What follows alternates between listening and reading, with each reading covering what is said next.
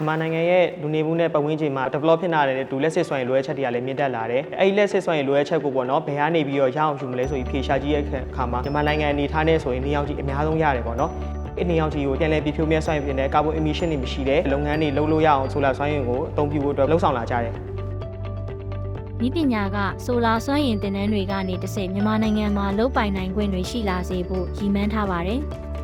မြန်မာနိုင်ငံကဆိုလာလုပ်ငန်းတွေမှာအရေးသွေးမြင့်ကျွမ်းကျင်မှုတွေရှိလာအောင်ကျမတို့စီစဉ်တင် जा ပေးပါတယ်။မြန်မာနိုင်ငံမှာအသက်မွေးဝမ်းကြောင်းပညာရပ်တွေမြင့်မားစေဖို့ဆိုလာနည်းပညာကိုအသုံးပြုလိုတဲ့တဦးချင်းနဲ့အဖွဲ့အစည်းတွေကိုသင်တန်းတွေစီစဉ်ပေးပါတယ်။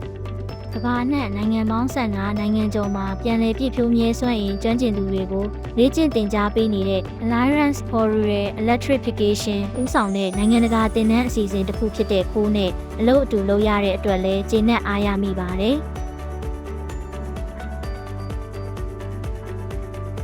ဒီသင်တန်းကိုလာတက်ကြတဲ့သင်တန်းသားတွေဒီ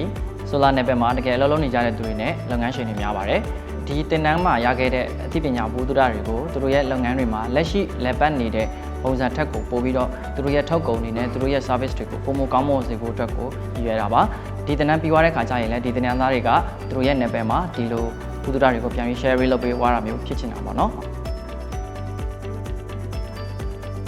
ဒီကျွန်တော်ဒီသင်တန်းကဒီ theory ပဲပြတဲ့သင်တန်းလေးမဟုတ်ပါဘူးဆိုလာနဲ့ပတ်သက်တဲ့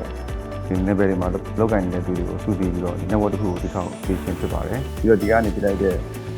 ဆက်လက်ကြောင်းတွေကိုအသုံးပြုပြီးတော့သူတို့ဆိုင်တဲ့ community တွေမှာရှိတဲ့လူတွေကိုပြန်ပြီးတော့ဒီ knowledge တွေကိုပြန်ပြီး sharing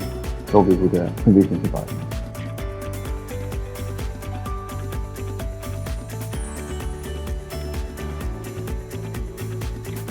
ဆိုလာနဲ့ပတ်သက်တဲ့ပြဿနာတွေကိုကျွန်တော်ပတ်ဝန်းကျင်မှာအများကြီးကူညီပေးဖို့အတွက်ညွှန်လင့်ပါတယ်ဒီသင်တန်းရတဲ့ပညာတွေကလည်းလုံးဝဖြည့်ရှင်းပေးနိုင်မယ်လို့ကျွန်တော်ညွှန်လင့်ပါတယ်ကျွန်တော်ဒီသင်တန်းမှာရခဲ့တဲ့အသိပညာတွေကိုကျွန်တော်ရဲ့တင်းအောင်ပြန်ပြီးတော့မျှဝေဖို့အတွက်ကျွန်တော်ဆရာတတ်တယ်ဆိုလာကဏ္ဍမြန်မာနိုင်ငံမှာနောက်ပိုင်းဖွံ့ဖြိုးတိုးတက်လာမယ် energy source တစ်ခုဖြစ်တာပါเนาะကျွန်တော်တို့လည်းဒီ energy source မှာတိုးတက်ဖို့အတွက်အမြဲတမ်းရှိနေပါဤပညာကတဦးတစ်ယောက်ချင်းစီကိုလုပ်ပိုင်နိုင်ခွင့်တွေရှိလာစေဖို့လူမှုအတိုင်းဝိုင်းတွေခိုင်မာအားကောင်းလာစေဖို့မြန်မာနိုင်ငံရဲ့တောက်ပတဲ့အနာဂတ်ကိုအလင်းရောင်ပေးနိုင်ဖို့လှုံ့ဆော်နေပါတယ်။အတူတကွလှုံ့ဆော်ကြမယ်ဆိုရင်အားလုံးအတွက်ရေရှည်တည်မြဲတဲ့စွမ်းရည်နာဂတ်ကိုကျမတို့တည်ဆောက်နိုင်ကြမှာဖြစ်ပါတယ်။